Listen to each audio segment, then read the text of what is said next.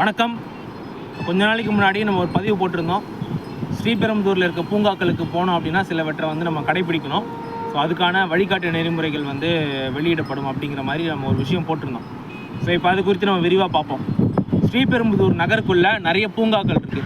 உதாரணத்துக்கு சொல்லணும் அப்படின்னா ராமகிருஷ்ணா நகரில் பூங்கா இருக்குது, ஸ்ரீதேவி நகர் எக்ஸ்டென்ஷன் நம்ம விவேகானந்தா ஸ்கூலில் மெட்ரிகுலேஷன் ஸ்கூல் பேக் சைடில் பூங்கா இருக்குது, ஜெமி நகரில் பூங்கா இருக்குது, கோவர்தன நகரில் பூங்கா இருக்குது, சரளா நகரில் பூங்கா இருக்குது. இப்படி நிறைய நகர்களில் பூங்கா இருக்குது ஸ்ரீபெரும்புதூருக்குள்ளே.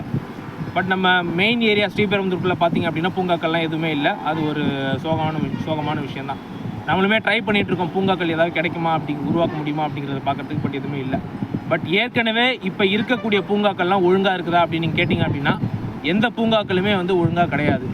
ஸோ இப்போ நம்ம ஸ்ரீபெரும்புதூரில் இருக்க பூங்காக்களுக்கெல்லாம் போனோம் அப்படின்னா சில விஷயங்களை வந்து நம்ம வந்து கடைப்பிடிக்கணும். என்ன அப்படின்னு கேட்டிங்க அப்படின்னா, ஊஞ்சலில் அந்த செயினோ அந்த மனையும் இருக்காது. வீட்டிலேருந்து நம்ம அதை எடுத்துகிட்டு போயிடணும். ஒன்று. ரெண்டாவது, அதுக்கப்புறம் நம்ம அந்த சீசாலாம் உட்காந்து விளையாடுவோம்ல, 2 பேர் உட்காந்து விளையாடுற மாதிரி அந்த சீசாலாம் இருக்கும். அந்த சீசாவில் உட்காரத்துக்கு ஒன்றுமே இருக்காது, வெறும் அந்த கம்பி மட்டும் தான் இருக்கும். அதுக்கான சீட்டுமே வந்து நம்ம என்ன பண்ணோம் அப்படின்னா வீட்டிலேருந்து எடுத்துகிட்டு போயிடணும். அதே மாதிரி சில பூங்காக்கள்லாம் பார்த்தீங்க அப்படின்னா ஃபுல்லாக புதர் மண்டி கிடக்கும். அதுக்கெல்லாம் வந்து புதரை வெட்டுறதுக்கு நீங்கள் அருவா வந்து வீட்டிலேருந்து கொண்டு போயிடணும். சில பூங்காக்களில் லைட்டு வந்து எரியாது நைட்டில், அதனால் வீட்டில் இருந்து டார்ச் லைட் வந்து கொண்டு போயிருங்க.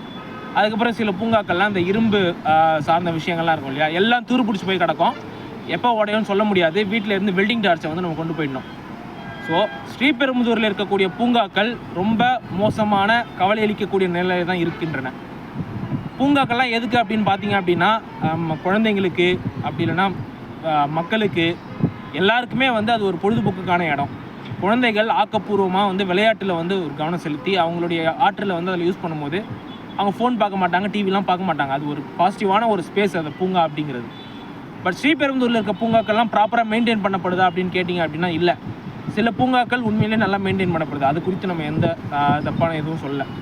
பட் நிறைய பூங்காக்கள் இப்போ நம்ம ரீசெண்டாக கூட நம்ம வந்து விவேகானந்தா மெட்ரிக் ஸ்கூலுக்கு பேக் சைடில் இருக்க ஒரு பூங்கா வந்து விசிட் பண்ணோம். சின்ன பூங்கா தான், ரொம்ப சின்னது.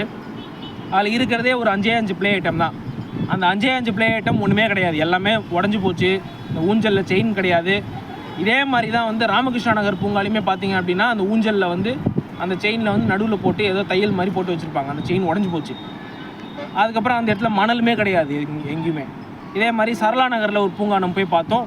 அது நல்ல பெரிய பூங்கா, ஆனால் புதர் மண்டி கிடக்குது. அது யாருமே பெருசாக அதை யூஸ் பண்ணாமல் இருக்கிறதுக்கு காரணம் என்ன அப்படின்னா ப்ராப்பரான மெயின்டெனன்ஸ் இல்லை. ஸோ இப்படியான நிலைமையில் ஸ்ரீபெரும்புதூரோட பூங்காக்கள் இருக்கிறது ரொம்ப கவலை அளிக்கக்கூடியதாக இருக்குது. ஸோ நீங்கள் பூங்காவுக்கு போகிறீங்க அப்படின்னா இதுக்கு முன்னாடி சொன்னதெல்லாம் மனசில் வச்சுக்கோங்க. இதெல்லாம் வந்து நீங்கள் ஃபாலோ பண்ணிங்க அப்படின்னா அந்த பூங்காவில் வந்து உங்களால் டைம் ஸ்பெண்ட் பண்ண முடியும். இல்லைனா போயிட்டு எங்களை மாதிரியே வந்து ஏமாந்துட்டு தான் வந்து திரும்பி வர மாதிரி இருக்கும்.